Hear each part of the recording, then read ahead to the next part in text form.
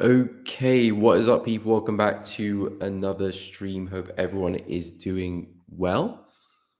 As always, guys, if you are enjoying the content, please be sure to drop a like, subscribe to the channel if you haven't done so already, and of course, make sure you do go and hit the bell so you don't miss out on any streams or uploads in the future, because of course you will be notified. And of course, guys, make sure you go check out Elevating Traders Discord channel, completely free to join. Link at the top of the chat, you cannot miss it.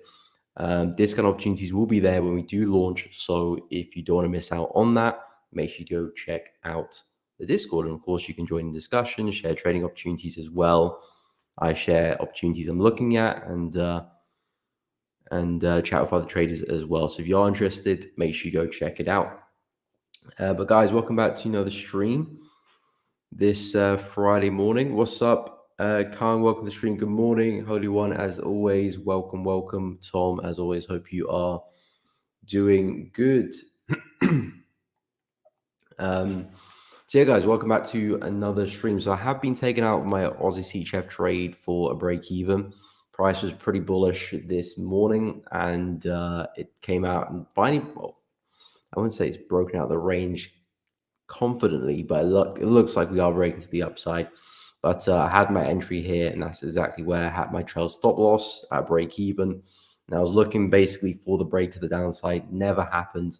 And price did break to the upside there, taking me out for a BE. So, yeah, again, with the management, I'm happy with how I managed it. I don't think again, with my stop loss, I'm happy with how I had it. I could have maybe trailed it a little bit more aggressively, but I gave the market enough room to breathe, to consolidate, and potentially break lower. If the market wants to push up again, maybe full push back into the high, I'll see what we can do, because maybe I'll be looking for some more re-entries, because the idea I still have is still that swing there. If the market goes and breaks through that area, then that's when I'll rest my case and probably look at a different swing or a different move, because breaking above that area there possibly entails a move back to the high around 0.6087, which then could lead me into some big buys. But I'll wait for us to go and break through that if we are going to. If we are just going to come back and reject it at a level again, I'll look for the same entry and hopefully for a similar trade there as well. But have been taken out of Aussie CHF for break even. What's up, Will? Welcome to the stream. Hope you are doing good. And yeah, pound yen is still doing pound yen things. It's just it's keeping me in the ride here. Again, not looking good. Very, very close to my stop loss this morning, actually, and it just pulled back. But yeah, I'm going to keep that trade going, let it do its thing. I'm probably going to push to my stop loss, but I'll let it do its thing. There's no point in me closing the trade early. Just let the market do its thing, because if we are going to respect those areas, we could see some downside. But realistically, the yen pairs aren't moving well as well, because I'm looking across the border at the other yen pairs to see what they're doing. And for the most part, they're pretty sideways, which is not the best sign, really, because the momentum I'm looking for, I want to be seeing some big candles and a lot of momentum, which I was kind of expecting to happen this morning with the inflation rate, but that didn't really do anything really for yen. But yeah, I'm looking across the board. New Zealand yen's flat, Euro yen's flat, pound yen's flat, CAD yen, that's gone flat as well. Dollar yen's had a bit of a move to the upside as well, bit corrective, but that one's been a little bit bullish, and then Swiss yen's been pretty flat as well. So it's been a very awkward one for the yen pairs for the past kind of couple of weeks, really. But then at the end, it's going to be awkward until we do see some movement. So it will be kind of sideways, a little bit awkward, and then suddenly the markets will be very bearish or very bullish, and then the yen pairs will be the talk of the town. Gold, okay, we'll take a look. We'll go through some USD pairs actually, because there's some movement on the USD pairs, especially from the news yesterday. Collins, okay, we'll take a look at NZD CAD as well. Holy One got into GA sell this morning, 6:30 a.m. Okay, haven't really been keeping an eye on pound Aussie, so I'm interested to see what's going on with that one. But first, we'll go through some USD pairs. We'll start with gold. So with gold is just doing gold things, isn't it? It's breaking to the upside, new highs there as well. Past, what was that, 2680? So have we hit? Yeah, we hit 2700. So with gold, as I was mentioning yesterday, If we do get a break of the high, I'm just now looking for the retest of it. And the breakout has been pretty impressive, to be fair. I thought it was going to be a bit of a sluggish breakout, but we're actually really seeing some strong momentum, and gold is just on one, really. So if we can keep this up, I'll be more than happy to look for retest on this level here, 2680, for some buys. I was looking for the retest at this area, didn't quite happen for me. And I was also looking for the retest of this area, which didn't quite happen for me as well. So I'm kind of looking for the retest of this area now. And yeah, I think third time's the charm. Should be lucky for that retest. And then, yeah, looking to continue the market high, because there is no signs that gold is slowing down per se. Maybe we've got a bigger pullback there. So it's a sign of maybe the trend is slowing down a little bit. But in terms of the trend being up, there's no sign of it about to reverse anyway. So looking to take advantage of buys if gold does pull back. And my new area of interest will be this 2680 area. It's keeping it very simple. If there's a lot of momentum in the market, you're just looking to ride that momentum and get involved. So now that we've had a pretty confident break of the high, it's pretty much sets the next trade up for me pretty easily. Just depends how high we're going to go, how far we're going to push. If we get that pullback, that's up to gold. But I'm expecting onwards and upwards. Was 2800. 2800 could be the next big psychological level. I mean, I'll mark out 2750 as well. But yeah, this one's just flying. Okay, so we'll go through some other USD pairs, and then we'll go take a look at NZD CAD and Pound Aussie, some of the crosses. Oil's taking his time again. I haven't actually been looking at what's oil been doing. Sit in my hands for this week. It happens, my man. There are some weeks, some days where you do sit in your hands, and yeah, some weeks as well you do sit in your hands, which is a good sign, really. Of course, not in terms of being active in the market, but it's a good sign that you're pretty patient and you know exactly what you're looking for, because many people would go through that kind of period of not many trades and not many setups, but they'll still end up taking one trade per day or whatever, because they still want to trade. They'll just force things out of nowhere. So if you find yourself waiting a day, 2 days, a week, it's a sign that, okay, you actually know what you're looking for and you're being patient the right way. So it's a pat yourself on the back. Of course, you don't want to be waiting a week just randomly. You want to do it with purpose. But if you're waiting for a week and you know exactly what you're looking for and just hasn't arisen yet, then it's a sign of really good patience, to be honest. So yeah, pat yourself on the back for that. But hopefully next week things can speed up with oil. In terms of the other USD pairs, we had a bit of a bounce for some of the USD pairs, Euro, Pound, Aussie a little bit as well. USD, I mean, USD is predominantly still very strong, but looks like it might be going for a bit of a pullback. It broke through that area pretty easily. So now I'm looking at this 104 area as a place where we might see a bit of a pause in the market, because dollar has been flying really strongly in the past few days, and we haven't really seen much of a pullback. I mean, we're really yet to see a bearish candle since down here, really. So it's just been consecutive higher high after higher high. Of course, some dodis in there as well, but the market is really stretched. So I do think we're going to see a bit of a pullback on USD at some point, and I do think we're going to see a push down. It's just, when is that going to come, and where is it going to come from? And where I'm looking at is 104, a really strong level. We broke through, never really had a retest of that same area. So I would expect us to get there and possibly see some selling pressure kick in from there. Maybe we do see some upside for Euro and Pound when that happens as well. But we are losing momentum, because you can see how corrective we've been. We're not seeing such big candles anymore. The market is running out a bit of steam. So I do think a move to the downside is imminent for dollar. But 104 is kind of the area which I would anticipate it from. So maybe a bit more upside for USD and a push down. So taking that information into Euro, for example, you might see a bit more downside back into this area where we did see a big push, and then we might see a push up. The only thing is, I don't expect us to go too far. We could very much put a lower high in somewhere. Ooh, don't know what happened there. Very much put a lower high in somewhere and come right down and see an even bigger move, because might just continue this range. Same thing with the dollar as well.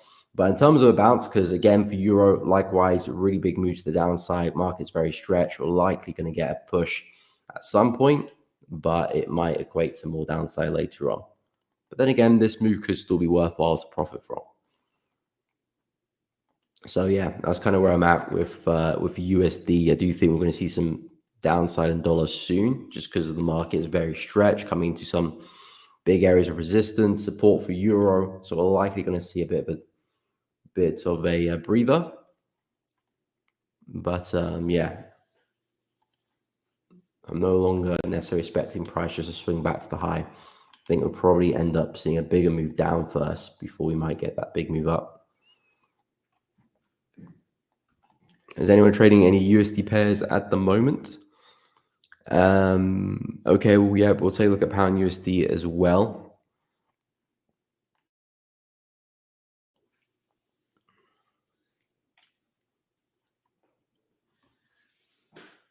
Yeah, gold is looking very, very bullish. Well, very bullish.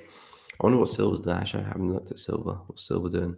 Okay, silver's trying its luck as well, but hasn't broke the high. But yeah, gold is looking exceptional. Gold is looking exceptional. So pullbacks on gold, like a no-brainer to me. No-brainer. What's 240, Tom? Heard on Israel, what's up? Not sure if you saw my Discord this morning. TP, my biggest trade of this year, pound CHF. Okay. Was only for 45 pips, but it's the fact I did 35 standing lots on my funded huge win. Nice. Congratulations, early one. Well done. I mean, it goes to show that you don't have to, catch 450 pips for your biggest winner. Sometimes it could be a lot smaller, but again, I mean, that's the benefit, of course, using larger accounts and trading with larger lot sizes, is that you don't need to go for the home run and go for something crazy to achieve a big trade. But of course, the losses, of course, is going to be bigger as well. So there's that. But that's the benefits of having the larger account. But congratulations. Yeah, I wasn't aware that you. I mean, I did see the Discord, but I wasn't aware that you were looking to trade pound CHF. But yeah, we did see a big push for pound. I think pound has been a bit strong. CHF has definitely been a bit weak.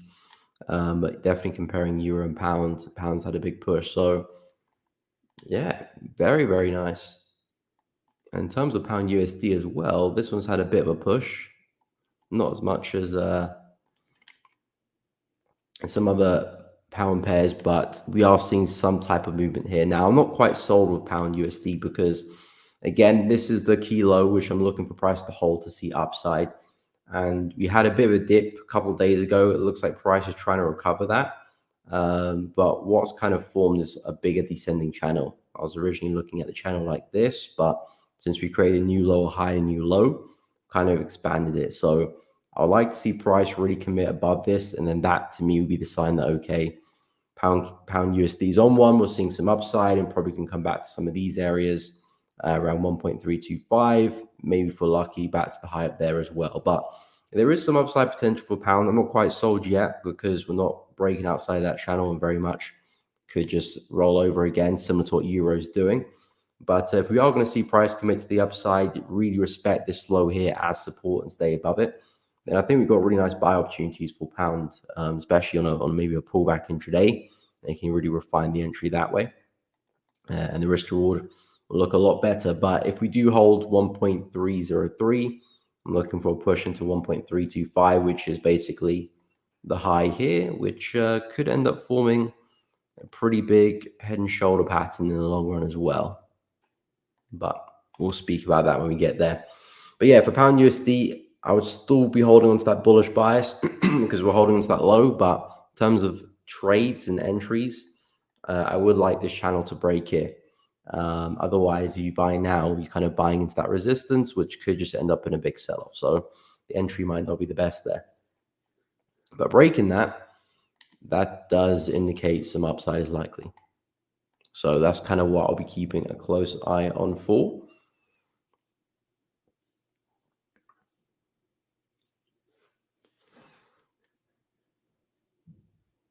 Okay, so okay. 152. Okay, that's for your dollar yen position. I just take it time, given that the DXY might be bound for a pullback. Yeah, if USD is going to be a bit weak, I mean, again, with UJ, yen is really the driving force. So if yen is going to be weak, then the yen pairs will push up. Maybe if dollar does go for a bit of a pullback, maybe dollar yen takes its time, as you said, and then it kind of grinds higher. But if yen is going to be weak, they will push up. Yen is the real governing force. With like other currencies, USD is the governing force. But if yen is weak, they're all going up. If yen is strong, they'll go down 19% of the time. Blessing, Euro USD. Okay, we'll touch on that. Holy One, that's right. All right. Okay, cool, man. Yeah, I mean, a lot of people. Well, it's not really a lot of people. There's a lot of bots, really, actually, that do that. Took the personal screenshot was personal. Okay. 535 lots. Yeah, again, that's the benefits, the old funding accounts, larger capital to trade with. But yeah, I mean, again, with trading, the funny thing is that, you know, with 45 pips, you could trade with £1 a pip, you could trade £10 a pip, you could trade £100 a pip, but the trade is still the same. The trade is still the same. The idea is still the same. The concept's still the same. So really, it's just sizing up and getting better at the same thing you're doing, because the pound CHF trades you took, I would imagine you done anything special. It was just you following the plan, waiting for a good trade to line up and striking at the right time. And then, of course, with trading with larger lots, you can reward yourself a lot more as well. So that's one of the benefits of trading, because you could take the same trade and make 10 times the amount of profit. Of course, you make 10 times the amount of loss as well. So you have to keep that in mind. But if you've got a larger account, you can definitely manage that well. If you've got a small account, then of course, watch out for that. But yeah, I'll take a look at pound CHF in a moment. But yeah, with Euro USD, as I mentioned, there could be a nice buy coming up. I'm not really interested in Euro anymore, to be honest. I was looking to buy off the high there, but since that level is broken completely, I do think we'll see some upside, but I'm expecting it to be a pullback for some more downside at a later point in time. And again, this move here could still be worthwhile because the market's had such a big drop. If I get the fib from the high to the low, you've got the 50% all the way up there. You know, potentially you could see a retest of that area before a sell as well. So there could be some real meat in the move to the upside, to be honest. Even this area here looks pretty good as well, around 0.904, 1.094, sorry. Even a push to that area looks pretty good as well for a big sell. But a buy is probably the move here for Euro, since we've had such an extended run. DXY, same thing, such an extended run to the upside. I'm looking for price to push down from this 104 area. So maybe a bit more upside for the dollar, and then we see a bit of a drop. And then, of course, Euro I'll be expecting the exact opposite or the inverse. And then maybe we see a bigger sell for one of those areas. But that's kind of where I'm at with Euro for now. Do you think we can see some buys stepping into the market? I mean, right now in the 4 hour, things look still pretty bearish. So I'd probably look for price to have another drop and start to reject it a little bit more before finding entries. Because, yeah, in my book, I haven't really seen much of a shift in price action. Everything is still really bearish. So hopefully another move down, really test that 1.08 level. Maybe some nice wicks there, probably early next week at this point, and then maybe some nice buys, take it back up again.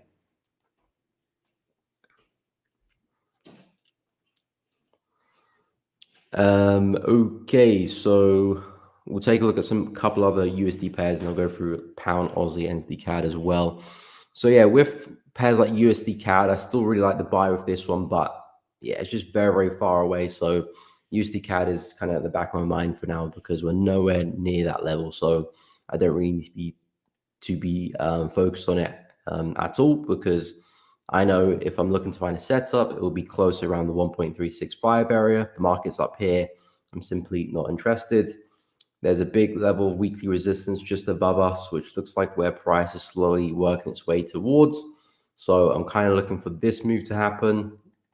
and that's the move I'm looking to take advantage of back to the high. If it just kind of keeps rising and just keeps pushing, then it's not a trade for me anyway.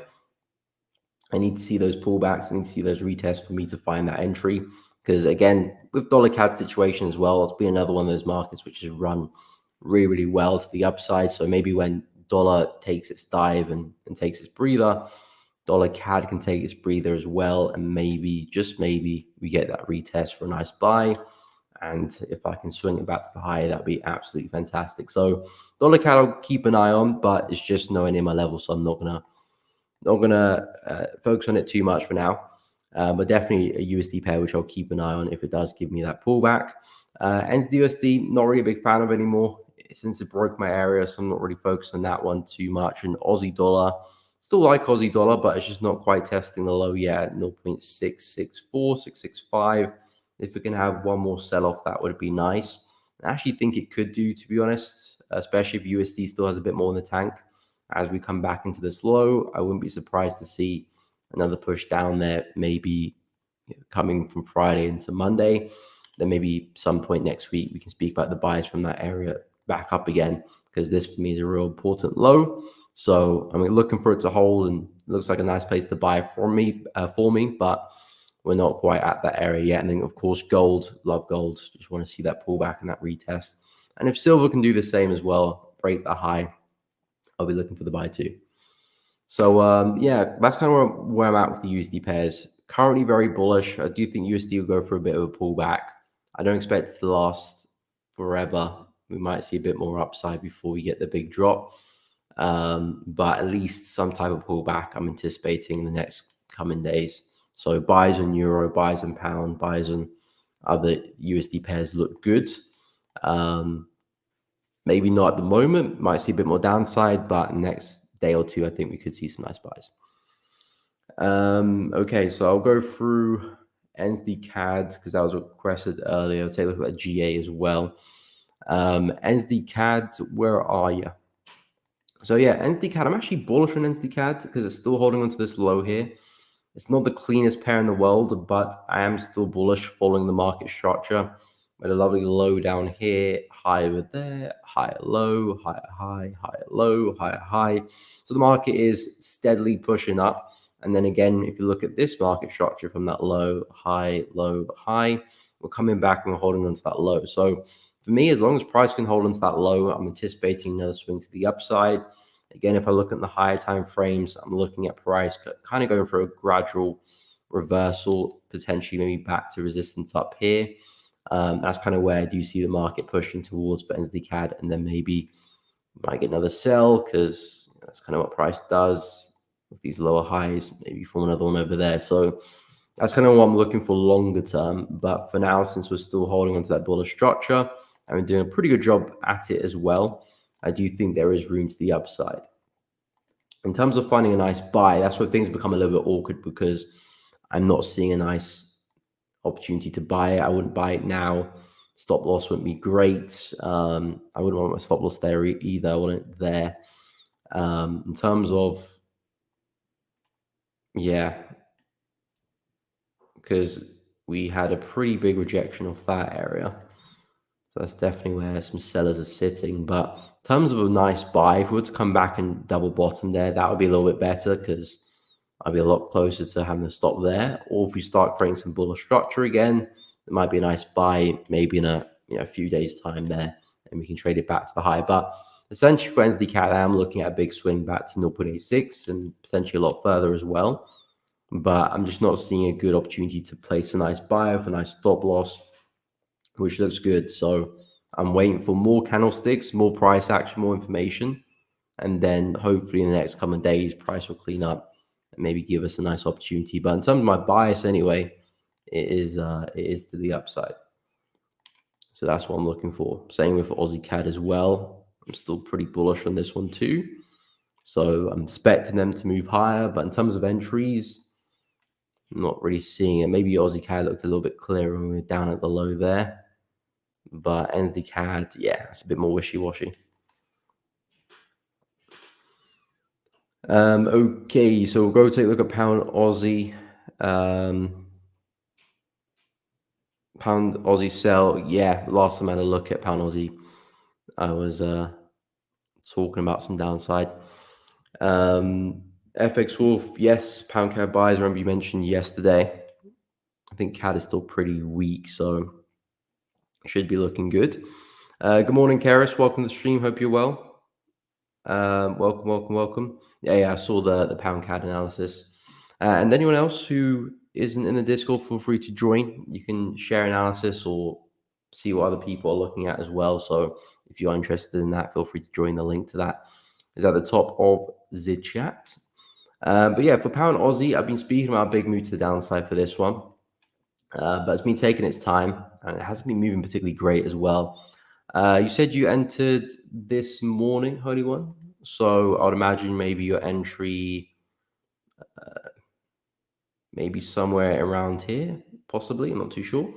But in terms of the high time frames, I do like pound Aussie to the downside. It looks to me that price is probably forming another lower high for a move down.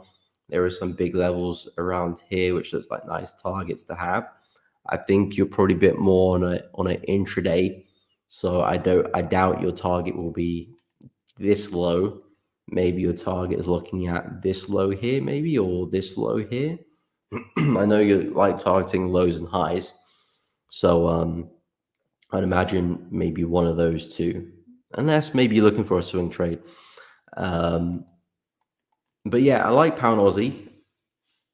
It's a little bit choppy now, so we'll see how that pans out. We might kind of just move sideways for the rest of the day, to be honest, because I don't think we've got any news today, really. At least not for pound or Aussie. Might have some USD news in the afternoon. Friday the 18th. Yeah, we've got some building permits for USD again, not the biggest news event in the world. But yeah, besides from that, we might just see a little bit sideways price action. It might be a trade that gets going next week potentially. But yeah, I like it to the downsides, especially from the high up there. And there is a lot of room for us to push into. Correct, the first one is the target. Okay, so this low here, yeah.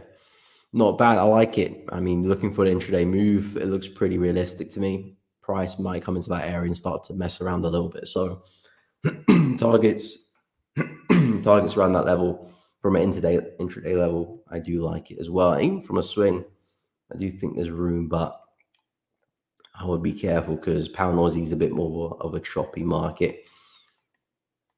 It's not as clean as some of the other pairs, but yeah, I'm liking it. I think for across the board, Euro Aussie, pound NZD, UNZD, I'm pretty bearish on those in general. And Euro Aussie as well is an interesting one because, of course, Euro is a lot weaker than pound right now. So that's why Euro Aussie is kind of seeing a lot more downside. But seeing Euro Aussie sell off like that is actually quite a nice sign if you're selling pound Aussie as well, because both of them, 80% of the time, 90% of the time, tend to move in the same direction. And typically, one will move first and the other will follow. Sometimes it's pound, sometimes it's euro, depending on their strength and weakness. So seeing Euro Aussie looking as bearish as this, looks like it's forming another low high. It looks like it's coming right back down to that low. It is a nice sign that pound Aussie could be doing something similar as well. So yeah, I would expect it to follow, to be honest. Same for pound NZD and same for UNZD as well. After rejecting the highs, just euro is a lot weak at the moment, so it looks yeah, it's moving a little bit better. But yeah, in terms of direction, I'm definitely agreeing with you on that one. We'll go through pound CAD and we'll look at UJ as well. So yeah, with pound CAD, FX Wolf, you said you were long pound CAD. I'm pretty sure this was a couple of days ago or yesterday. But yeah, pound CAD has had a really nice move. It kind of stopped on the dime because I remember I was mentioning no wicks on the bottom there, but price came back into a really nice level on the daily chart and just absolutely took a U-turn there. And it's looking really, really bullish. So yeah, I mean, with pound CADs, it's definitely a bullish market, but because we did reject the high there quite considerably and quite strongly, I would watch out around 1.81. I know you said you have like an open target, so you're not looking to carry the trade. You're not looking to take profit. You're looking to see how far you can carry it. But as you start approaching 1.81 or even 1.805, I think maybe trading stops or taking partials. I'm not sure how you're looking to manage it, but could be some nice techniques to mitigate against possibly something like that happening, which could happen at any point. But really nice momentum there in the on the 4 hour. Hourly looks pretty good as well. But yeah, as we start approaching some of those prices, I will look into secure gains.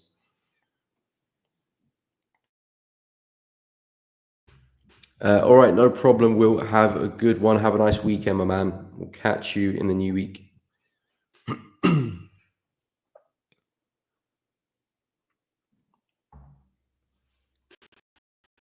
Okay, I'll take a look at UJ. You said are you targeting 152, Tom, or 152 is the area which I said looks nice for some shorts, which is basically the high here. That's still the area I'm very much looking to take advantage of because it looks like I probably will be stopped out pound yen pretty soon.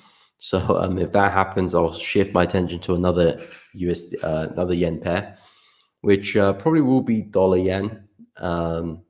Of course, I'll wait for the weekly candles to close and digest everything and see if I'm still looking to short them or if I should kind of wait for this consolidation period to finish first before I find some entries. So I'll make those decisions on the weekend. But dollar yen is definitely something I'm looking at, especially at 152. Looks like 149 is being broken through, but because price is still pretty corrective, I still expect that drop to come at some point. But maybe we do push a little bit higher first with dollar yen, and then we get the sell later on. So that's something I'm looking at. I think you said your targets yesterday were like 151 or something. Oh yeah, I target 151 for the Pacific. Yeah, 151. So yeah, I mean, if I'm going to sell from 152, we have to get to 151 first. So hopefully we can get there, test that area, and then go and test 152 as well. But yeah, I think you said you're break even already. So yeah, at break even, yeah, there's no stress in the trades. Let the market do its thing. If it is going to hit your target, it will hit your target. If it's going to take it at break even, it will take it at break even. But there's no risk on the table anymore. You've done the hard work. Now just let the price do its thing. But in terms of my higher time frame bias, it definitely is bearish as we approach that significant level there. So I would be looking for some shorts, but we'll see how we get there, how the confirmations look for dollar yen. But so far, still grinding higher.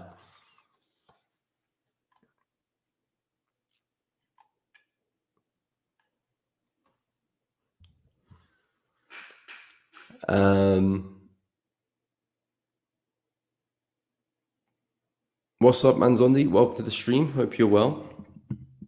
Holy One, what's the expiration date for the 50% discounts? Oh, there is no expiration date so far. I mean, well, it probably will be to the end of the year, but it's we're giving it to the first 1,000 accounts, so it's going to be based on accounts, but the discount will probably end going into 2025. Have secured 1R already. Nice. Oh, is that trail stop loss or in terms of like partials? I mean, either which way. 1R is 1R. But yeah, what's the total risk reward in that position? Because yeah, that looks, because I remember your entry yesterday. I don't know where your stop loss was, but surely that's looking like a 1 to 4 maybe, or 1 to 5 overall.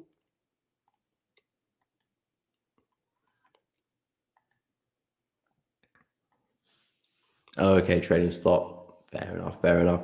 Yeah, especially for the yen pairs, trading stops do work really well. Trading stops do work really well.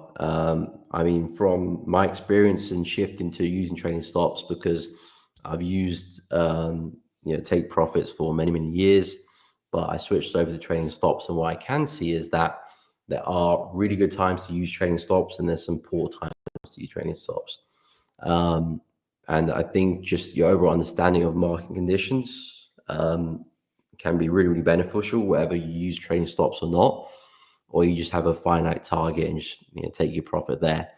And what I can say is that with yen pairs, trading stocks work really, really well if you catch the trend right, because with the yen pairs, they can just keep going, going, and going. And that's how you get some really, really big winners. But with pairs like pound NZD, Aussie CAD, New Zealand CAD, those type of currency pairs, dollar CAD even, yeah, they're probably best just to have the finite take profit and don't trail, because on average they tend to reverse on themselves quite a lot. And even Euro USD will have some times where trading stops just don't work well. Like pretty much for the whole of 2023 and the whole of 2024 so far, if you're using trading stops in here, you might have had a bit of luck in some of these moves here and this one here, but predominantly speaking, trading stops wouldn't work very, very well, because the market's just up and down. And of course, you don't necessarily know that going into the year that the market's going to be corrected, but when you start to see signs of very corrective behaviors, it's time that, okay, maybe I'm going to use take profits. You can use trail stop losses as well to mitigate risk, but you probably want to have a finite profit target at a high or at a low, because the chances are you're probably going to respect it. But then again, in Euro USD in 2022, trading stop loss would work very, very well here. So Euro USD and other markets will have their moments where you want to trail and let the market fly or fall. You don't know how far it's going to go. And then equally to over here, trading stops work well. So using a combination of both, I think, is the best way forward. Use a combination of trading and a combination of take profit. If you're trading FX, that is. If you're trading like gold predominantly or indices predominantly, then maybe just leaving, just using trading might be the best. JPY pairs moving funny. I mean, that's what I suppose that's why people don't like trading JPY pairs, because when you don't trade JPY, it's flying. When you do trade JPY, it just decides it wants to move sideways. And then it can be a bit scary sometimes. But JPY is just another currency pair to me. Definitely packs a punch, and there's a lot of pips there, but yeah. Okay, 3.85R. Not bad, not bad. Yeah, anything above 1.5 to me is good risk to reward. As long as you can make more when you win than you lose. Yeah, it means even if your win rate is half the time, you win, lose, you're making money. And even if it's a little bit less than 50%, you're still making money as well. So positive risk reward for me is a sensible thing to do.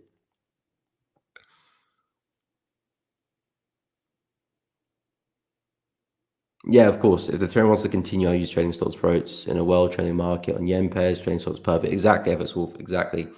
I cannot agree more. And for markets like indices, where it does, just keep going. Although with indices, I have noticed though, especially with my back testing, is trail stop loss work well to an extent, but I have seen US 30 and well, mostly just US 30. They have pretty deep pullbacks.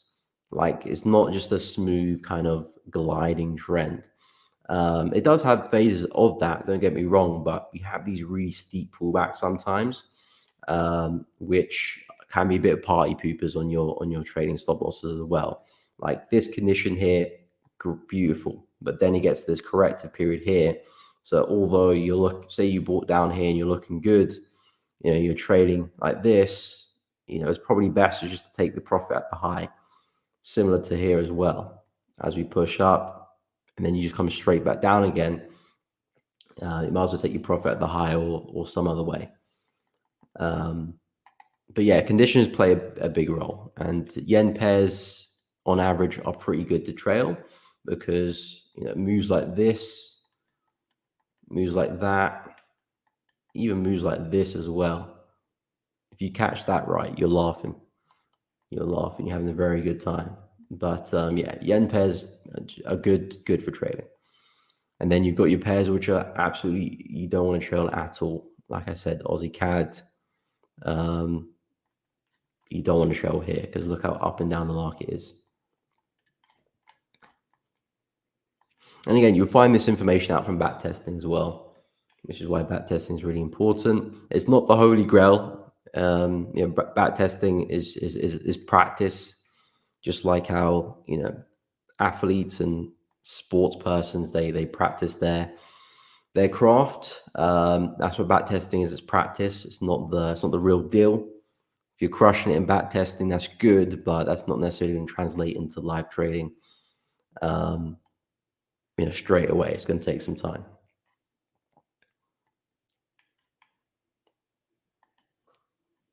But back testing can be a great way to find out that information, really.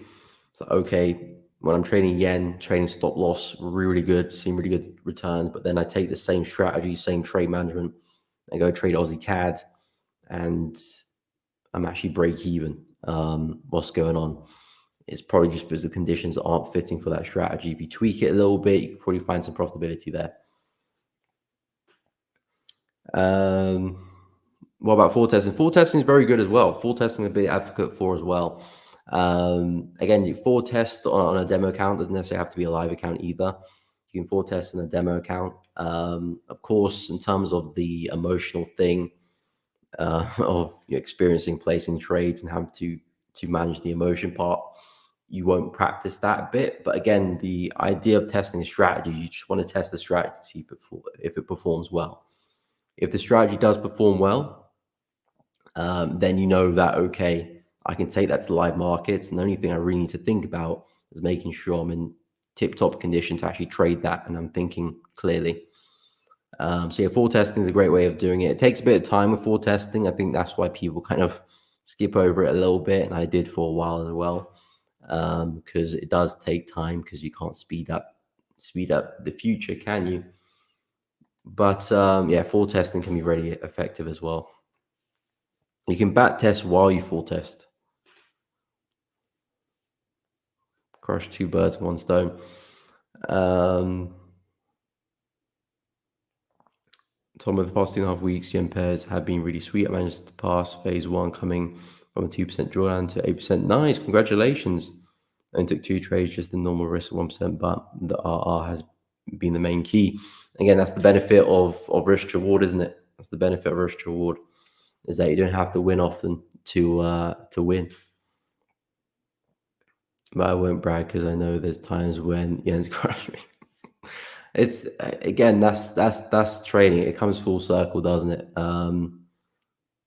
It comes full circle. But again, with trading, your equity curve is like this. You push up a bit, you sideways a bit, you do really well. Bit of drawdown, bit of sideways, you do really well, and that's trading. And in these periods here, you just have to ride the storm and be just as confident and keep things simple, just as when you're doing this as well. Because here you feel on top of the world. You feel like the world's your oyster. And then when you go through this, you're like, oh, what have I done wrong? What do I need to do to fix it? Maybe you might have made some few mistakes there, which you can review and address, but this is just a natural part of trading. And of course, your edge will then keep you heading to the upside over the long run. But you have to ride out those periods of drawdown as well, which is the most difficult part, because when people are winning, it's very, very easy to trade and be excited about the markets. But when you're in that losing period and you need to stay consistent, you need to stay calm and clear-headed, that's when it becomes a little bit difficult. People change things up, change the plan up, do things they shouldn't be doing, and then everything goes down the drain. But congratulations, Tom. That's a real sign of progression there, because many people, when in drawdown, that's when everything goes to the bin, and they kind of just throw out the param. So going a bit of drawdown shouldn't phase you. It's a normal part of trading. Just keep focusing on your trades and making sure you take the best trades you can find, especially when you're doing a challenge as well. You want to be extra picky for your trades. If it's a personal account, you can afford to be in a bit more drawdown because you don't have those limits. But in a challenge account, you want to be extra picky. But congratulations. I mean, with the yen, that's what the yen can do. With the risk reward, if it flies, it really does fly. Gonna keep an eye on pound USD to see if it can break higher. But yeah, I think I'll probably just leave it until the weekend. How are some of these weekly candles closing? Let me go through the yen pairs. I mean, the yen pairs, I don't know, probably won't see much movement. It'll probably just be like a small bearish candle like we're seeing in Swiss yen. So Swiss yen for me, not looking too good because effectively I don't want it to be breaking past that high. I need it to be breaking back below. Dollar yen, small bullish candle this week. I mean, it's a sign that momentum is slightly slowing down from that big candle a couple of weeks ago. But yeah, 152 is still the area which I'll keep an eye out for the big sell. Aussie yen looks like another doji this week, to be honest. Not much there. I just don't see us pushing back to that high there. I do think we'll go for a bit of a sell, but maybe it's going to be a bigger pullback. Maybe we're going to consolidate for a while. That'll be up to the yen pairs. New Zealand yen, likewise as well, still trading at the high, but another doji just means that we're struggling to break that high, but we need that catalyst. We need something to get going. Not much of information to take there, really. Euro yen, again, look at that. Last week's candle was just a small doji. This week's candle looks like it's just going to repeat that, really, to be honest. So, again, not a lot of information apart from we are stalling at this level of resistance. That's the key takeaway. We're struggling to break through the resistance here. Doesn't mean we can't go and break through it next week, but it just means that this week and the last week as well, we're still struggling. Pound yen, again, small bullish candle there. Momentum is drying up. We're still struggling at the high here as well, but it doesn't mean anything in terms of next week, because next week could just be very bullish or very bearish. It just means we're stalling, really, and same with CAD yen as well, stalling at that high. So yen pairs, not really much to take from the weekly candle, to be honest. Weekly candle is always a nice kind of indication of what we could do next week, but there needs to be context with it. Euro USD, again, because we're just kind of trapped inside this range, really. I'm not going to read too much about that weekly candle because it's pretty bearish, yes, but it's just taking us back into the middle of the range. If we're at the high or at the low, then I can make a bit of use of that, but because we're smack bang in the middle, I'm not going to look too much into that. We could very much easily see a bullish week next week or another big bearish candle pushing us down.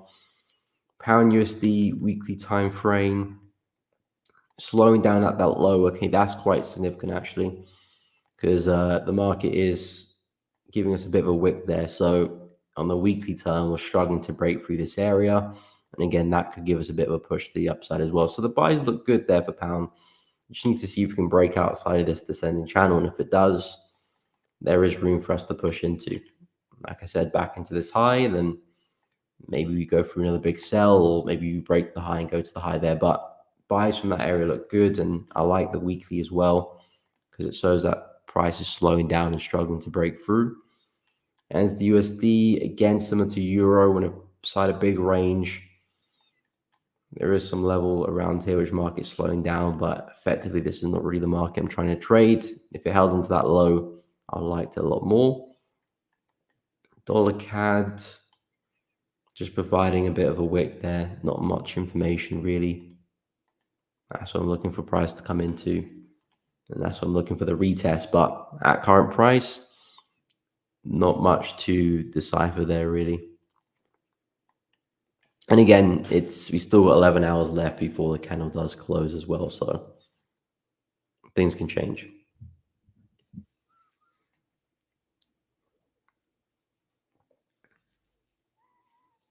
We're told to look at the historical data to the left. I personally don't think it really matters. I don't base my trades off it. Just what indicators are currently telling me works fine. Yeah, there's multiple ways to look at it, because I know traders who just focus on like the past, few bits of price action, and that's where they base the information on. And I know traders that will look at the highest time frames, map out key levels that we haven't tested in decades, and use that to base off trades from. So again, like we've mentioned many times in the stream before, there's multiple ways to trade, and effectively all it can do is buy where there's value and sell where there's value, and buy where there's opportunity and sell there's opportunity as well. So if you can buy where the buyers are buying and price moves up, and you can sell where the sellers are selling and price moves down, you make money. So whatever tools or technique or whatever you use to do that isn't necessarily important. It's just whether there is an edge there which you can apply over the long run. And yeah, if you're going to look at indicators a lot more, like moving averages, even Fibonacci as well, other indicators, you'd be more focused on the recent price action. If you're looking at more market structure and support resistance, you'll be scrolling back and looking at price to the left as well. So yeah, there's multiple ways to look at it, but yeah, you can look at indicators which will give you the information here and now of the current price, or you can look at past levels in the market where we've seen evidence that the market has turned around or sold from, and you can use that to help with your trading as well. So there's multiple ways to look at it. That's a good point though. Dollar CHF looking pretty bullish. New Zealand dollar. Dollar CAD looking pretty bullish as well. Aussie's providing a wick, but just means slowing down. And then gold, lovely candle there. Lovely candle. So yeah, if gold can pull back next week, I'll be more than happy to catch a little retest there. Silver. Yeah, silver's just a bit awkward, but again, if it can break that high, that's what I'll be looking for the retests, and then some buys afterwards. How some of these CAD pairs looking? Yeah, it's just consolidation there. Aussie CAD, I like the wicks. That can potentially see another continuation. New Zealand CAD stalling at that low. That could see some upside. Pound CAD, not much there, just the doji.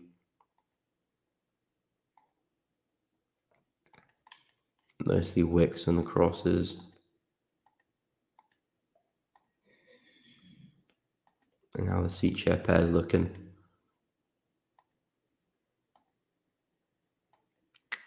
Not much really.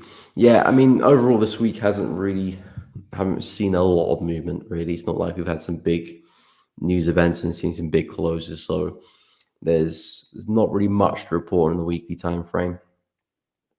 Normally we had a big news event.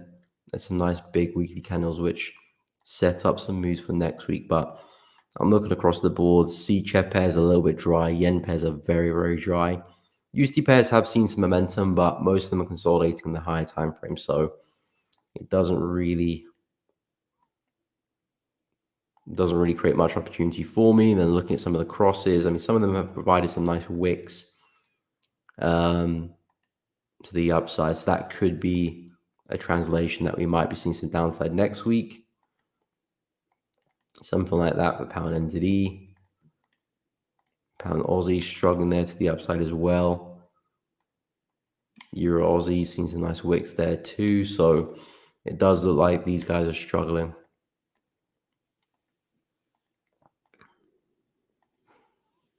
And then yeah, AD&Z, I'm not interested at all.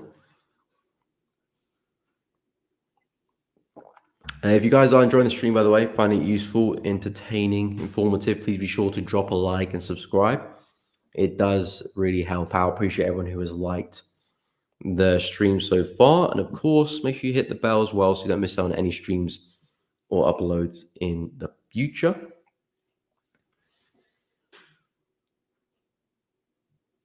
What's up, Pavinator? Welcome to the stream. Hope you're well. Happy Friday, right back at you. Now looking for a buy position, Aussie dollar. Okay. Looking for an entry around 0.675, TP at 0.686. Okay, we'll have a look. See. Thompson Aussie has been really bullish overall. Yeah, mostly it's been bullish against most currencies. It's stronger than pound Aussie, Euro Aussie's been down. Aussie dollar seen a bit of upside, to be fair, and that's saying a lot because USD has been really bullish, to be honest, this week, the past couple of weeks. So Aussie dollar finishing the week with a bit of bullish pressure is definitely a sign for Aussie being strong. And then yeah, Aussie New Zealand dollars pushing up too. So yeah, Aussie has been on the stronger side of things, and Euro and pound have definitely been on the weaker side of things this week. Okay, so yeah, for Aussie dollar, I like Aussie dollar to the upside. I do think there is more upside for this one. In terms of entries, I'm personally more interested around the 0.664 area for a buy, because it lines up with this lovely daily low there, which gave us this nice spring to the upside for those new highs. So if we were to come back and retest that, that to me would be a nice place to buy and a nice place for a stop loss as well. Of course, depending on the entry, but yeah, stop loss predominantly will be below the low. And then yeah, looking for a move to the upside. As the current price, it's still looking quite corrective. So I do think there could possibly be another sell for Aussie dollar back to the low. In fact, I'm still looking for dollar to actually see a bit more upside, back into 104. There's a pretty big level here on the dollar, around 104, which I think we've got a pretty good chance of coming to retest before we might see some downside. So if USD does go through that push, it should drag Aussie dollar with it to the downside there too. But yeah, in terms of myself, while we're looking for entries, it's down at that low. Doesn't mean we necessarily have to see that move price. Could leave without me and push up if it wants to. But the way I see it, that this low looks really good. I like the buys there. And yeah, if we can hold that, I do think there is definitely room to the upside for Aussie dollar to push into. At the moment, it looks to me that we'll come into an area of resistance. So I would refrain from looking to buy now. You said you're looking to enter around 0.675, which is around here. So you're looking to buy there. 68605. 68605.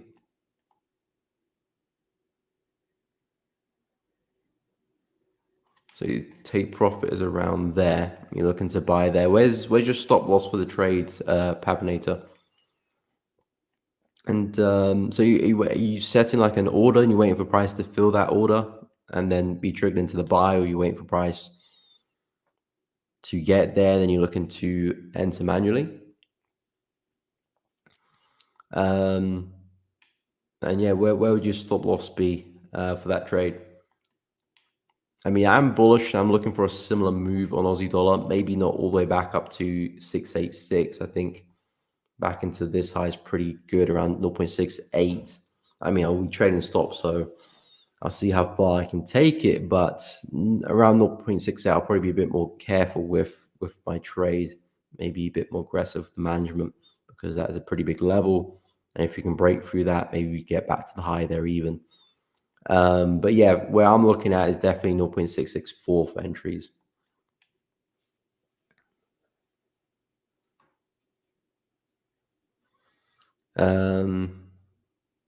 The argument that Aussie strength, yeah, Aussie does um, is correlated with gold as well. So fundamentally, that probably is another factor to it as well.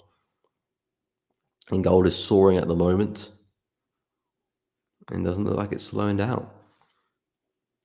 So I haven't thought of yet until it's executed. Okay, fair enough. Yeah, I mean, again, when you think of an entry, you should always think of a stop loss. I think that's um, yeah, something you should think about, because if an entry is of course great in terms of getting into the trade, but the stop loss is always going to define that risk as well. So I think going forward, whenever you think of an entry, always think of a stop loss too, because that gives you the whole package. So yeah, with the entry, I don't mind it, but personally, I don't know. Are you looking for an order there, or is it a market execution? If you know, let me know. But in terms of the direction, I like it. It's just this is where I like to buy from. I can get a nice entry there, probably a nice stop loss as well, and risk reward looks pretty good should it play out. Um, yeah, I think in terms of the entries around here, it's coming back into resistance. So you're always going to have a bit of trouble around there. Not that we can't break through, we can do, but looking for entry here as we come back into the high, to me, doesn't look optimal. Um, yeah, if price was to push down, that's just a bit more favorable, because you're now back at support rather than back at resistance, and you get a nice place for a stop loss as well. rather than if price is up here, it's a bit awkward for a stop loss, especially if it's down here as well, because the risk reward, just gets pretty skewed. You're looking at around the 1-to-1 probably. Yeah, which is nothing necessarily wrong for 1-to-1, but if you can get it positive, that's always better. Um, so yeah, I prefer the opportunity a lot more, but coming back into resistance doesn't look optimal for me in terms of an entry. And yeah, the stop loss doesn't become pretty clear as well.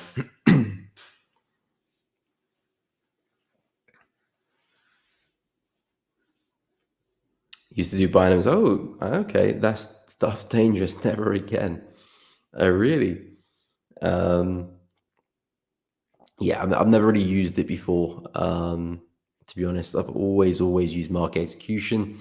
Never really looked at orders, buy limits, sell limits, buy stops. I've never really used that before. So I think they can be really, again, there's pros and cons to everything. As I keep saying, there's pros and cons to everything. With buy limits, sell limits, buy stops, sell stops, you can set where you're expecting price to turn around from or continue from. And then once you put those orders in, it's kind of just you've done your job, you walk away and let the market do its thing. But in terms of just anticipating the market to do something is always a bit difficult because you can't kind of react to what price is giving you. So yeah, I'm not a big fan per se.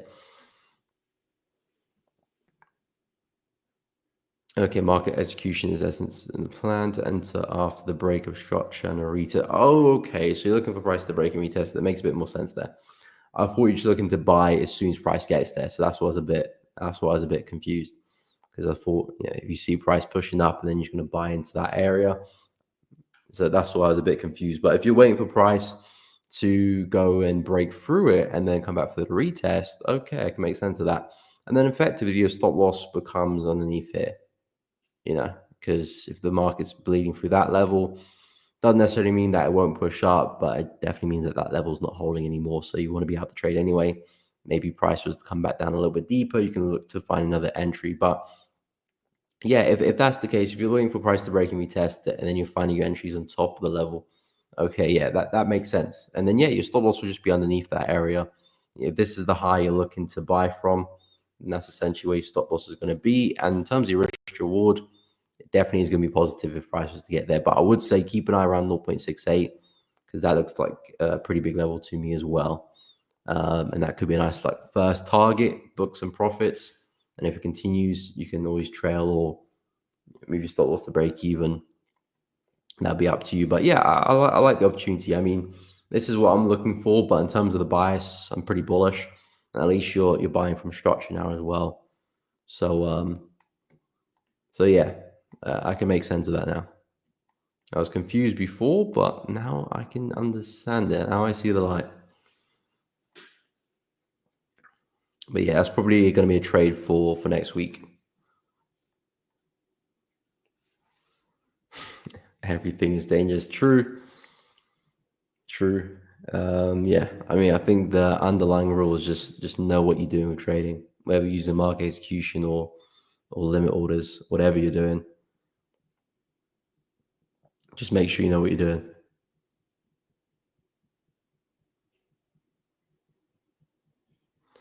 Um, that's why I have alerts. I need to analyze. If I put my balance, I could put crap trades. Yeah, so analyze probably better before emptying. Yeah, I agree. Again, that's why I'm a big fan of market execution, because you can see what price is doing and you can actually, think on the spot and say, okay, this does look good for a trade, or no, the market is absolutely flying right now. I do not want to short that. I'm seeing no evidence of price about to reverse. So I'm just not going to enter a trade here. And that could save you, a few losses. That could save you a few extra losses a month, and that could definitely end up at the end of the year as well. So, yeah, I'm a big fan of market execution, market orders. I guess they have their pros because you can really refine an entry and you set everything and kind of walk away from it. But yeah, I'd rather enter it manually. Um, comment everything you said about breaking test is beautiful plan, and it's more confirmed for decent. Exactly, Tom. Exactly. I agree with that 100%. So yeah, you want to have something where you can like manage the trade and you can actually look at it and formalize a plan with it. Decent risk to rewards. You're finding an entry at a nice area, got a decent stop loss below, and you got healthy targets as well. And you want to have of course, a management plan for the trade as well. You don't want to just take a trade like this and uh, and then have a target all the way up there.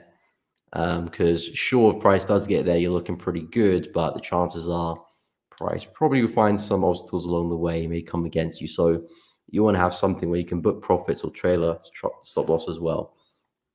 But yeah, if that's the plan you're looking at, it looks pretty good, Pavinator. You just have to stay pretty patient because price is nowhere near that high right now. Hasn't even broken it. So yeah, keep an eye. But I mean, I remember the trade you sent, was it last week with the entry here and the stop loss entry here, stop loss to there, and the target was here, which looks like a nice trade actually going the opposite direction, something like that. Um, so yeah, I like this second trade a lot better.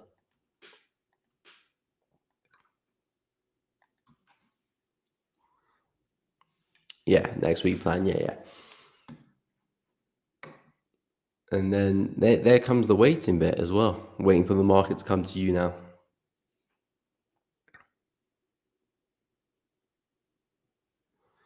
UJ has liquidated a lot of short-term buyers, or is it pushing down? What's cooking with UJ? Oh, okay, with that wick there.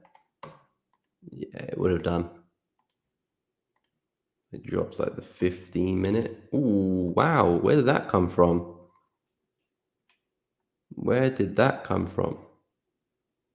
Is that USD or yen?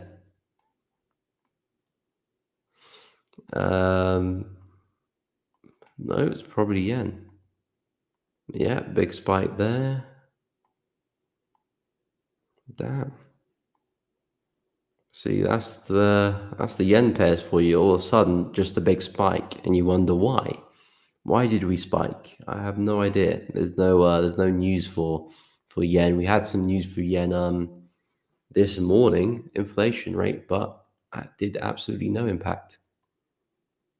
Wasn't really bullish, wasn't really bearish, just nothing. So yeah, I have no idea why we did that.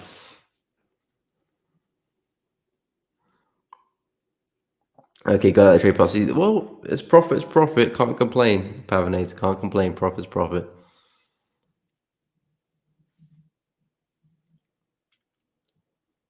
Who's the guy waiting for the 100,000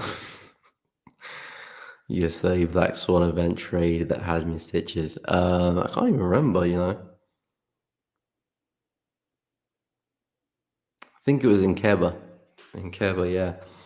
Yeah, that was crazy to be fair. Because I'm pretty sure he said he was shorting here. To be honest, like if he actually did short from where he said he was shorting, because I'm pretty sure it was the high here. Actually, US 30 did go for a bit of a dive there. Um, of course, it's gone past. I'm pretty sure his stop loss was like here. It's like really just tight above. So if he didn't book any profits there, he would have took a SL. But yeah, it's a bit wild because targets were down here. I mean, I like the optimism, but that is a hell of a move, especially with a stop loss that small as well. I can understand maybe if you just knew some inside information and your stop loss was like here and you're looking for a big long-term decline. Even that's pretty aggressive, but at least I can digest that a little bit more. But having a stop loss like there for move back down there, it's just very, very unreasonable. especially going against the trend in US 30 as well. And that's the thing, that there's a time for big sells, there's a time for big buys as well. There's a time where you can really look to stretch trades and have big targets, but you have to take market context into consideration. US 30 number one is just so bullish right now. Taking shorts at the highs is just going to be a very difficult trade to do. And if you're going to do it with a very tight stop loss, you don't want to be in the trade for too long. You want to take your profits and run, sort of thing, because the chances are you'll probably see a pullback, but the chances are it'll probably come right back to your entry price. So if you are shorting these indices, you want to be in and out very, very quickly. Like the move here in, and then when price starts coming to some areas, you want to book profits at least. Doesn't necessarily have to exit the trade, but at least protect your downside. So yeah, market conditions are very, very important. And because US 30 is just in that very bullish mode, looking for big trades like that is just one in a million sort of thing. Yeah, Tuesday. Yeah, Tuesday. Okay, it was this week. Don't know why I thought it was next week, last week. But yeah, that is a crazy move. Because if it did play off, that would be like the trade of the century. Like he knows something we don't, or everyone really.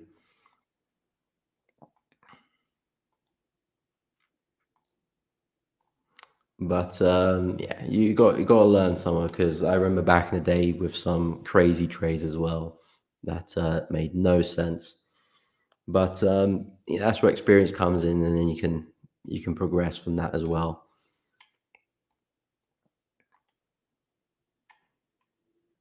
But yeah, very optimistic trade. Very optimistic trade. I have to give him that. I don't think I've seen a trade that kind of risk reward on the stream before. So pat on the back for that.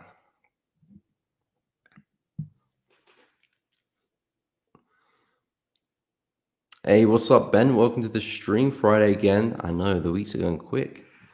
Good luck with the launch of the prop from this weekend. Appreciate it, Ben. Appreciate it. Yeah, the launch is this weekend, ladies and gentlemen. So do keep an eye out for that. As I said, discount opportunities will be in the Discord channel, which is at the top of the chat.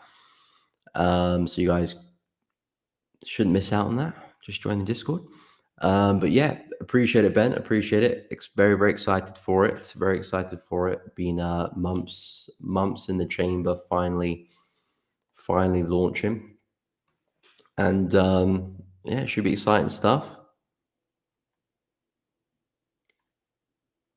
I mean, we've got a lot of plans with Elevating Trade. It's not just the prop firm. There's a lot things outside of that as well, outside that bubble as well, which we're working on too. So excited for that to come out, but that'll be a bit into the future.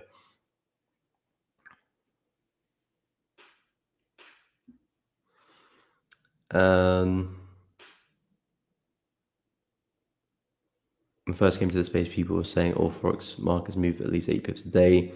There's some truth to that. Yeah, again, in terms of like up and down, not necessarily just make an 80 pip move up. It might be kind of 80 pips like this, and in total it's 80 pips. But then again, it's on average as well. There'll be some days where we move a lot more, some days where we just don't do anything. Ben, you still have a bounce on majors? Yes, more so on Aussie dollar. That one looks the most practical for me at the moment in terms of a place for an entry and a buy. Euro USD broke from my area. Pound looks good as well, but I need to break outside of the descending channel, because it's still just about trading inside this level here, which is the area I said if we can hold. I do think we're looking for a bit of a bounce there, and looking at the dollar as well. The dollar's just been grinding higher, and is coming up to some prices where I do expect to see a bit of a pullback, at least a breather for dollar, and that could be a nice trade in Aussie dollar. That could be a nice trade in pound, just for a move like this before maybe we get a big sell, something like this in Aussie dollar before maybe we get a big sell as well. So I do think those moves look pretty good for next week. But yeah, I'm not necessarily convinced that we're gonna do something like that on Aussie or that on pound right now. But I do think a bit of a bounce is likely. Wow, that's a lot of arrows. So yeah, that's kind of what I'm keeping an eye out for. And I'm loving gold as well. Gold's just looking absolutely beautiful, just flying right now. So some pullbacks in gold look pretty good. And gold just doesn't care that USD's bullish as well. USD's been pushing high, and it's like they're positively correlated at this point. DXY big push up, gold pretty much the same thing there as well. So it's almost like they're positively correlated. So gold just doesn't care what dollar's doing right now either.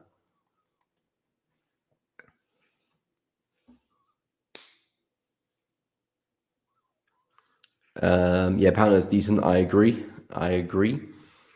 Still bearish dollar long term. Yes, I just think price is just going to have another swing of its range. So if I expand onto like the weekly chart, I do think price is just gonna, let me move this out of the way. I think price is just kind of push up into this area up here, put another high in, and probably get another big drop as we kind of continue this range here. So it just looks like we're getting another swing of the range, and then maybe 105, 106, we might spill over again. If we were to break out of the range, that's kind of where I'll remove that bearish bias, because at that point, maybe we just put a low in to continue back to the highs. That could be a possibility. But for me to expect that, I would want to see this area broken through. For now, I'm just going to be looking at something like this. But yeah, there is that 104 area, which we might pull back from and then push a bit higher before the drop. So yeah, that's kind of where I'm at.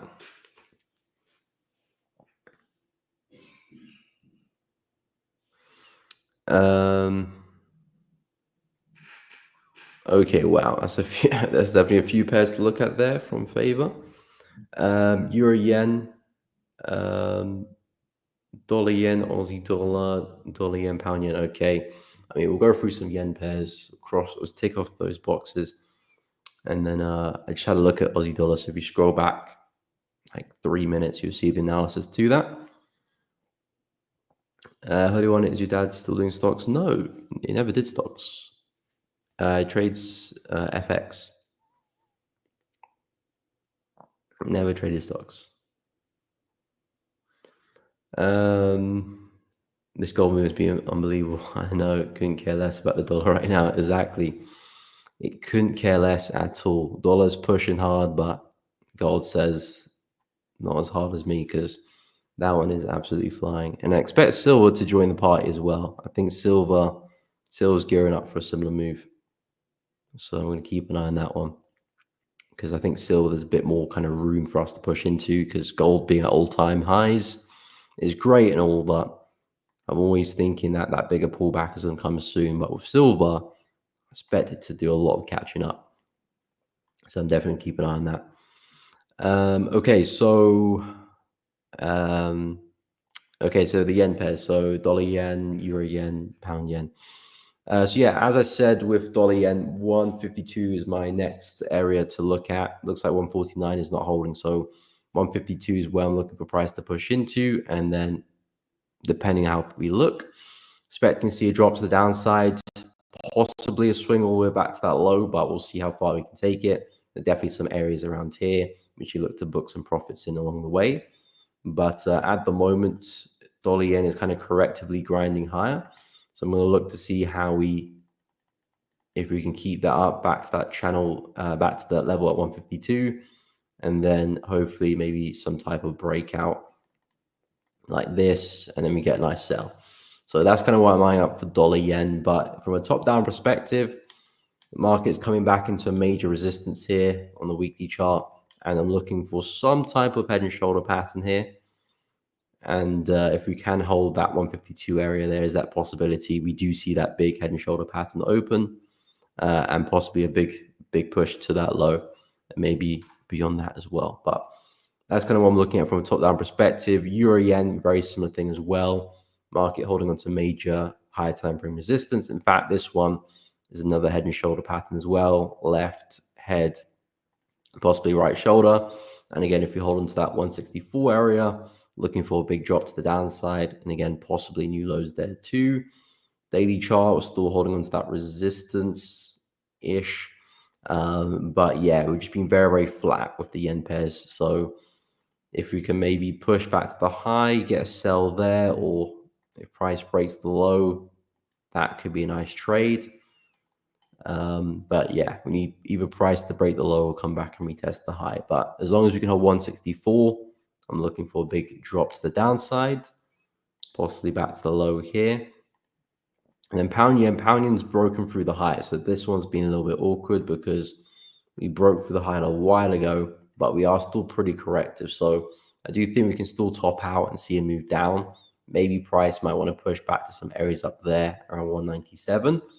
If that's the case, I'm not so interested to get back involved in pound yen because euro yen or dollar yen or even CAD yen probably look a lot better for me in terms of fitting my plan because pound yen's kind of left that area behind. But again, I still do expect to see a continuation of that move in July. It just might be a bigger correction than expected. So something like that. And then we might get the big sell to the downside. So with the yen pairs in general, I am looking at a big sell. That's the move I'm looking at on the higher time frames. Just need to see that kind of come into motion, which isn't really showing signs of that just yet. Might see a bit more upside for the yen pairs first before the markets do get that sell. But yeah, that's kind of where I'm at with the yen pairs.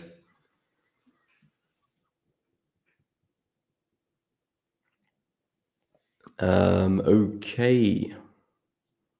Tom, seriously, Mika, after the launch, where will most of your attention be? Being Mr. CEO, put most of your energy in the firm, or Mika out of the YouTube channel? It'll be both, Tom. It will be both.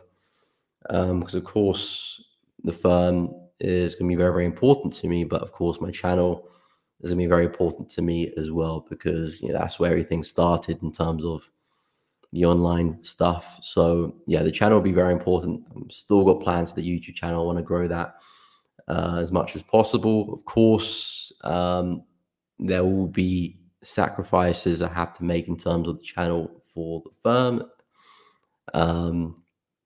at some stage, but yeah, the idea is still both. Of course, when the launch does happen, a lot of focus will be on the firm, making sure everything is in tip-top shape.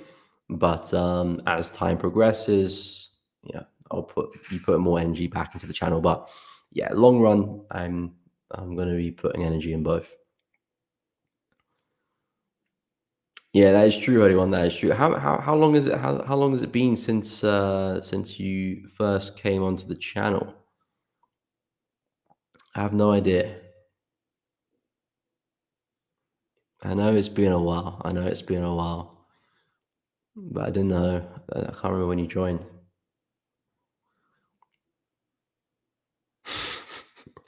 By January peak at AP. If I'm wearing an AP membership by January on the stream, then I've lost the plot. I've lost the plot. Someone needs to bring me back down to earth if I'm doing that. It's up to you guys to bring me back down to earth because that can't run.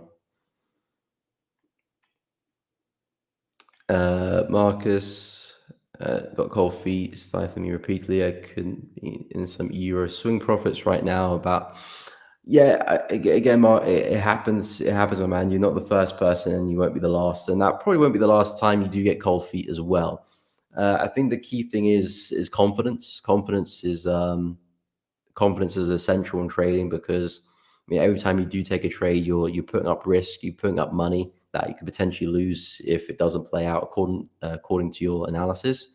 So you want to have confidence. Not that every trade is going to play out because of course it won't, but you have the confidence that if you take this trade 50 or 100 times, you will walk away for profit. So it's worthwhile. It's worth your effort. You should be taking these trades. So if you don't have that confidence yet, then to go gain that confidence, back testing is a good way of doing that in terms of practicing and building that trust in your edge. But then again, the best way to build confidence is ironically to take those trades and and keep at it, keep taking those trades, keep practicing those habits, because you'll ride the storm and then you look back and you trade and you see, oh, okay, the past few months have been pretty good. I've made some nice profits from this. That then gives you more confidence to keep going. Of course, you will have some down periods as well, but looking back at your good periods will give you the confidence to keep trading through the down periods as well. So, yeah, you need to work on getting that confidence up, and I think back testing is a good way of doing it, and giving you confidence in your edge, that the edge is there. You just need to trade it. Um, and then, yeah, when you consistently place trades and you kind of don't think too much about it, the confidence will naturally come, and the cold feet will start to disappear. Okay, pandemic time. Wow, pandemic time. That's what, 2020? That's 4 years. You're a veteran of the channel. Didn't realize it was that long, but thinking about it, it might be. Yeah, it might be. Wow, that is long, very very long.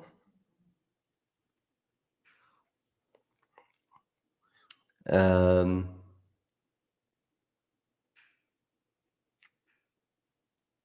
got cold feet long gold on Tuesday. Got PTSD from trying to long gold at the high last time and getting run over.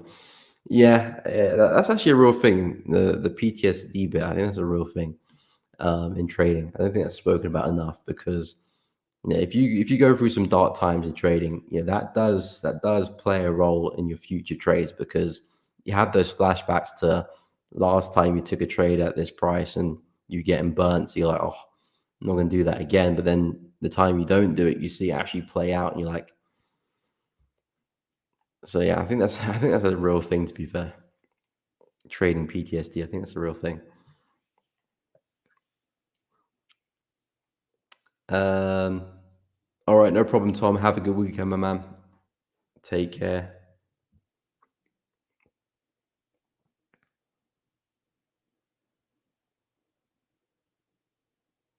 It knows me now because I have been a prominent speaker before. I was quiet, only 3 years into my journey, so I didn't have much to say. Okay, fair enough.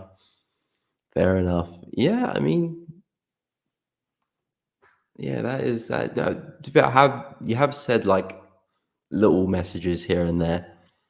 Of course, now you are definitely a prominent speaker, but I can imagine some odd messages here and there. But yeah, that is crazy. You need to get you like a T-shirt or something. Especially very specific scenario like longing at previous high. Yeah, exactly, Ben. 100%, 100%. Or just even trading a certain pair that you just haven't had good fortunes with, taking a few losses. You come back to it and you have the same thoughts as last time. Thoughts on DXY and other currencies next month with US elections and all. Well, again, with the US elections, that's just up in the air. Whatever happens, happens. I'm not going to try and predict what the outcome in the markets will be with the US elections. I remember last US elections, USD was very weak after in 2020. I remember Euro USD saw a lot of upside. In fact, I can go to it, can't I? Yeah, it was over here. This was the last US elections. Yeah, November over here, really big push. So yeah, USD was very weak. Euro USD went up. Pound USD went up. Where is it? November. Yeah, over here. November time. Yeah, big push up. But again, that was the last US election. I wasn't trading the one before that. When was that? That was 2016. Yeah, I was only just starting to come into trading shortly after that. So that's the one I remember. And USD was very, very weak, and we saw a lot of upside. Will that happen again? I have no idea. Um, Again, with me being a very technical trader, I'm just going to wait for price to do its thing and then wait for things to settle, and then I'll come up with a bias and a plan. In terms of USD longer term, again, I am still looking for a big move back to the lows here, but we might see a lot more upside first. We might push back to 105, 106 before we do see another push back down, kind of continuing these lower highs there. So that could be a possibility. But in terms of the more kind of immediate future with the dollar, as we approach the lows here, we might see a bit of a dive, a bit of a dip, retrace some of this bullish leg here, that maybe we continue a little bit higher. Of course, the US elections is still 2 weeks time, or a little bit more than that. Is it 3 weeks? It's not far off 3 weeks, but it's 2 weeks more like. So that could happen in 2 weeks, I suppose. Maybe not. But yeah, in terms of what I'm looking at now, kind of for going into next week, I'm looking for a bit of retracement, and that to me is the move for next week, really, for dollar. A pullback, and then maybe we can speak about some buys later on. This is kind of where I said some buys would look nice, but I'm not too sure if we see such bigger move to get there. We'll make that call next week. But the move I'm looking for now is some shorts from 104, possibly some longs on euros, some longs on pound. If we start to see some momentum kick in, some longs on Aussie dollar too as well. Maybe some shorts on dollar CAD, but I'm only interested in taking this one higher up. Something like that will look good. So yeah, that's kind of where I'm at with USD. But again, in terms of election, that anything can happen there. Number one, depends who's elected. And then depends how the markets view the outcome of the election. Might be bad in USD, might be good in USD. Yeah, so I'll let the market do its thing, and then I'll make my decision. But what I can say is, though, there will most likely be a lot of momentum, a lot of volatility, which is something I'm looking forward to, because the markets have been a bit stale coming to the end of the year. It's really October, mid-October. Normally we're seeing some free-flowing price action right now.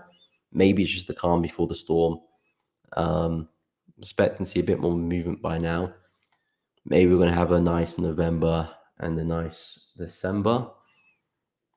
But across the board, haven't really seen much movement, apart from gold, really. And maybe some other currency pairs here and there. But most of the price action this month's been pretty flat. I mean, if I go to the monthly chart, this is the month so far of October on the yen pairs. I mean, it's a doji there for New Zealand yen.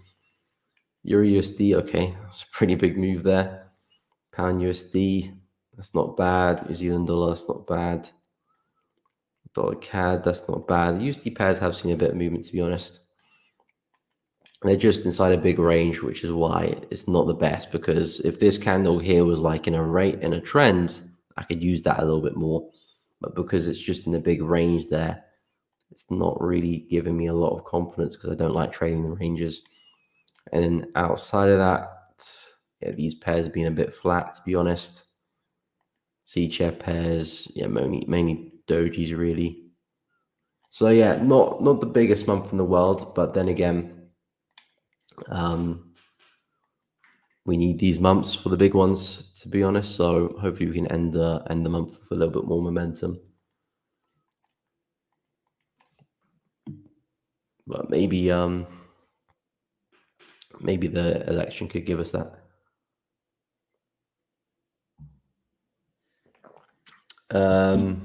What's up, Tony Gold? I don't know if I said hello to you. Hope you're doing well. Can you show your chart colors? Oh, it's an interesting little question there. Okay. So for the green, it's this color there, and the red, it's the red at 100% for the body and the borders, and the wick is the third white one from the left. Yeah, and of course for the background, it's the second black one from the right. And I think, yeah, that's it, really. But yeah, this is not even my favorite chart setting. It's the white background I like the most. And that's kind of what I use on my other chart, which I don't use on the stream. But because of course, the lighting and people's eyes being very sensitive, I use the black one. And to be fair, it's probably better for your eyes anyway, to be honest. staring at light charts all day might actually not be good for you, to be honest. But I think aesthetically, the white background looks a bit better. But yeah, I don't mind the black one as well. So yeah, at the moment, currently only in pound yen. Got taken out Aussie Chef this morning. Ben, are you still in Aussie Chef, by the way? Because I know you were buying that one.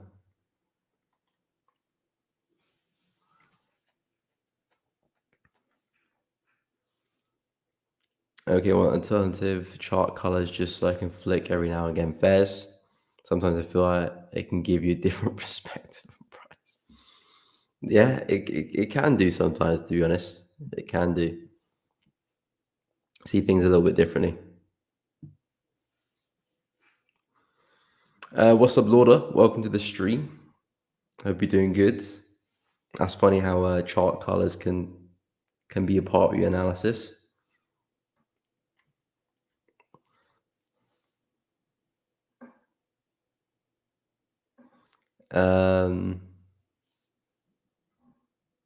Naked chart with a different color scheme, throwing an inverse chart as well. That is actually so true. Actually, different color scheme, inverse it. It's like a new chart, a new currency pair. That is very true. Actually, it's different.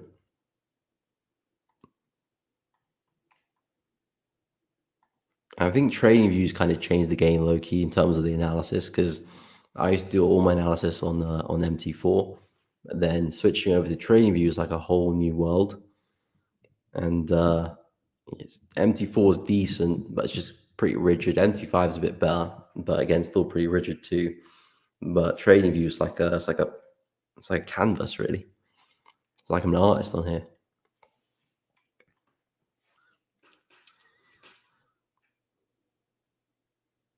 All right, cool. Still holding on to CTF. Nice. Do you have a target for that trade, Ben? Because I know that pair has been pulling your strings a little bit, so hopefully it can play out for you finally. I had to apologize for my chart on Discord. Yeah, no worries. I could make it out just about early on. Basically, black with no color candlestick, no backgrounds. I've only ever traded off my phone and had the same chart since day one. Wow. How come it's the black on black? Is it just to neutralize everything in terms of having red and green, kind of keeping things neutral so it doesn't get you excited about a big bullish or bearish candle?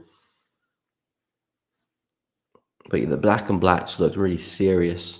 It's like you're not messing around at all. Harry, UJ, okay, we'll take a look. No problem. Tigers Valhalla. Sure, Odin will be proud. Okay, so dollar yen. So yeah, dollar yen. I'm looking for a big sell at 152. So far, we're slowly grinding higher, but this is just like a big corrective channel to me. So I do think at some point we'll get the big drop. 149, we've broken past that point, so I'm no longer really interested there anymore. So 152 is the place I'm looking at, and basically I'm just looking at a really big head and shoulder pattern on the daily/weekly chart. So I'm looking for a big sell at that area, but of course I'll see how we get there, see how we react with that level. If things look good, maybe see a nice close outside the channel. That could be a nice entry signal for me, similar to how my Aussie Chef trade went. Stops above the high, and then if things go well, possibly a nice swing to the low, but we shall see. Need to get there first anyway. But yeah, from a swing perspective, looking at a big sell, I suppose day trading on the low time frames, buy still look like the best play. I wouldn't want to sell it now either. So we could still probably see another push back to the high. So yeah, if you're intraday, I think buy is still the play. North Seriously, I probably wouldn't look to swing it to 152, but yeah, push back to the high and maybe seeing how far we can take it. Looks like a good prospect. But yeah, from a swing bias, I'm still getting ready for the shorts.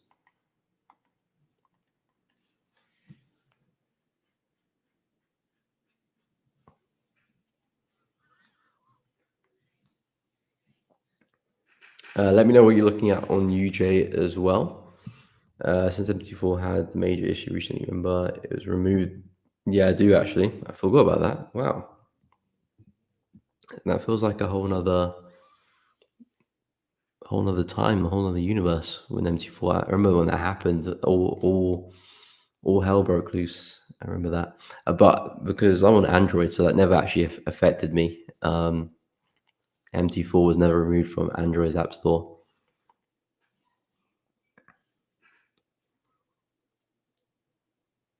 Oh, they now only give a black background. The white is no longer available. I didn't know that. Wow, that's weird. That is very weird. I did not know that. Looking for a start taking profit 0.596. Okay, leave some on for a runner. Okay, where it is 5. Move this out of the way. Let me just delete it. I'm not on the trade anymore. 0.596. Okay, looking for a bit of distance on that. That's all the way up here.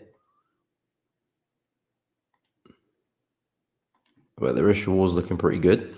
So yeah, I mean, I like it. If the market is going to put a higher low in, then I would expect us to at least get back to the high here. And that's really where the obstacle to me lies, because this is a pretty big level in the market, at least in the daily chart anyway. Solid support, resistance, support there as well, resistance. That's where I sold from previously, and you did too.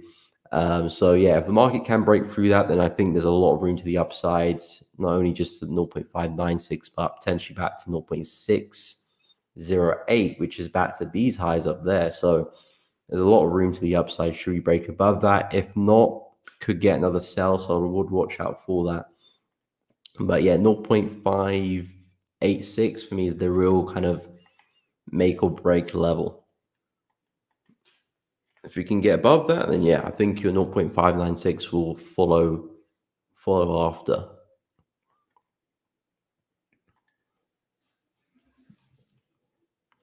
It's a higher low in the daily chart. To be honest, I think this could really run okay. So you're looking for that to be a higher low, and then basically expecting a nice little trend to form. So yeah, that possibly could be the case. I just would like to see price break above that 0.586 level.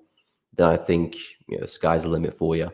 Because with me for the buys anyway, I'll be interested with buys for Aussie CHF if we're above this level. If we can do something like this, I would be very open to some buys and looking to take it back up here, really. If we are going to put this trend in, then that to me looks like a nice opportunity there.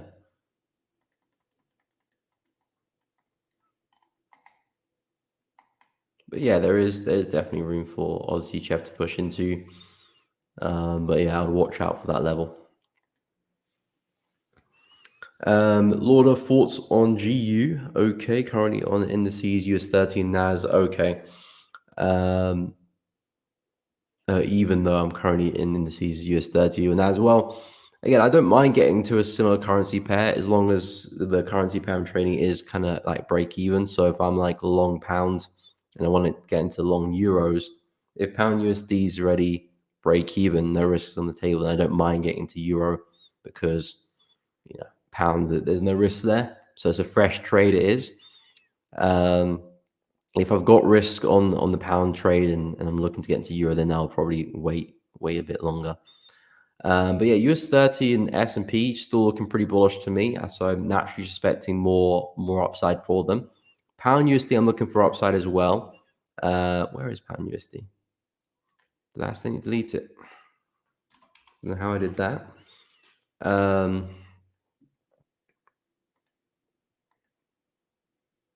So yeah, with pound USD, I like the buys as well.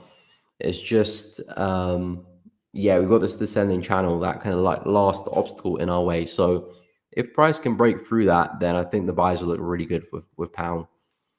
Because the key thing is we're still holding on to this low. We kind of crept below it slightly yesterday or the day before yesterday.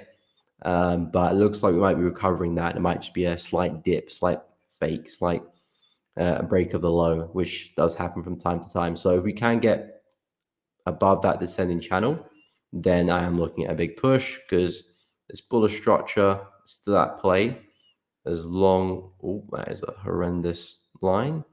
As long as we can hold onto this low here. So if that can persist, if we can hold to that, then yeah, definitely looking for a big swing.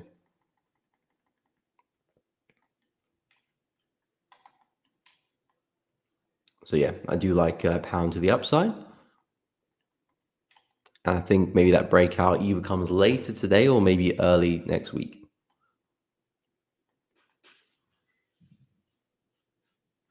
Painful pair though. Yes, it is. First time I've traded CHF pair.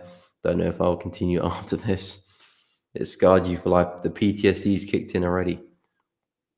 Haven't even finished the trade. It's okay when you're long in, you collect positive swaps. Yeah, true, true. At least, even if you do take a break even, for example, you still walk away with some profit. Makes you getting taxed to hold. It's frustrating. Yeah, very, very true. Now it's both for my GJ and Aussie Chef positions. But yeah, I think that's again one of the drawbacks. Which we spoke about this earlier this week or maybe last week. I think earlier this week about CHF pairs being a bit slow and the cross pairs in general being a bit slow, and it's sometimes a bit more attractive just to trade the USD pairs or maybe the yen pairs or indices, which is a valid argument. But the way I see it, there's opportunities across the board. It's just you have to be aware of what you're getting into. And with the CHF pairs, you could be sitting on a position for a while. It could take its time, especially if you're selling. You have to be aware of the negative swaps. And if you're okay with that, then be prepared for it. If it's not what you want to be getting involved with, then there are other markets to look at which you can focus on. But the reason why I trade a lot of markets and have a wide range is because I'm looking for the best opportunity. And sometimes that might come with Aussie Chef, it might come with Euro USD. But I just want to give myself the opportunity to trade Aussie Chef when it looks good and give myself the opportunity to trade Euro when it looks good too. No problem, Lauda. Happy to help.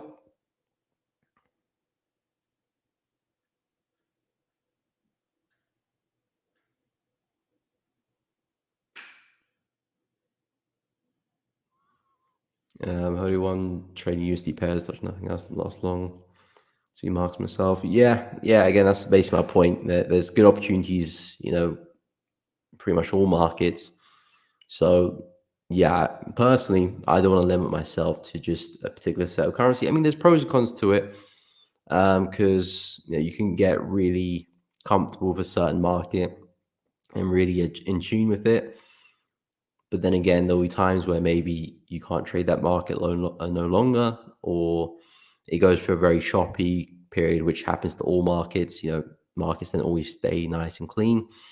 There will be a time where the USD pairs become hideous to trade, and the crosses will actually look a lot more attractive.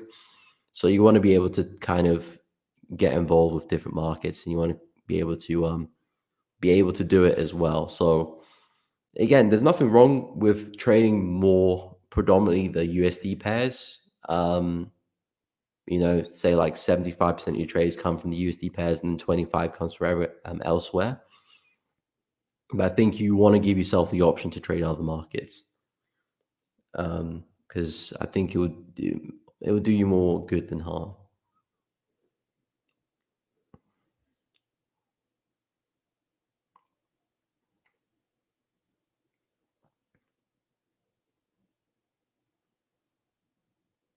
Yeah, true. You're looking at the DXY, if it looks strong, then you're looking to buy euro. If it looks weak, you're looking to sell it, basically. And again, the DXY is a good kind of gauge to see what the USD pairs are doing and coming up with a bias as well. Same with the yen as well.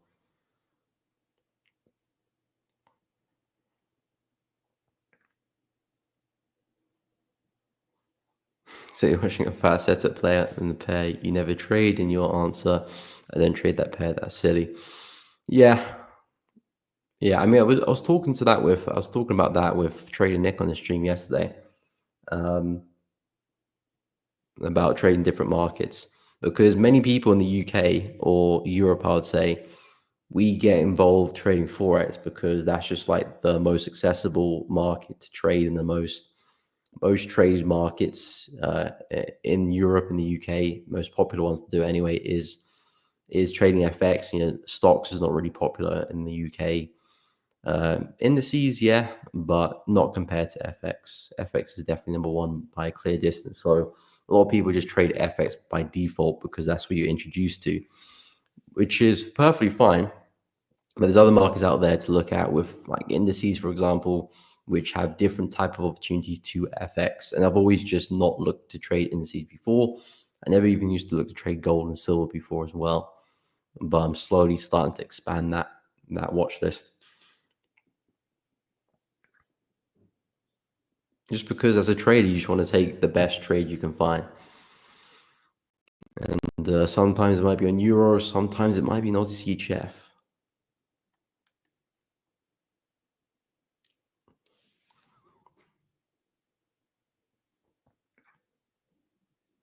Yeah, I would agree with that, Ben, as well. The cross pair is a bit mad, but the dollar pair is a bit more stable, bit flow better.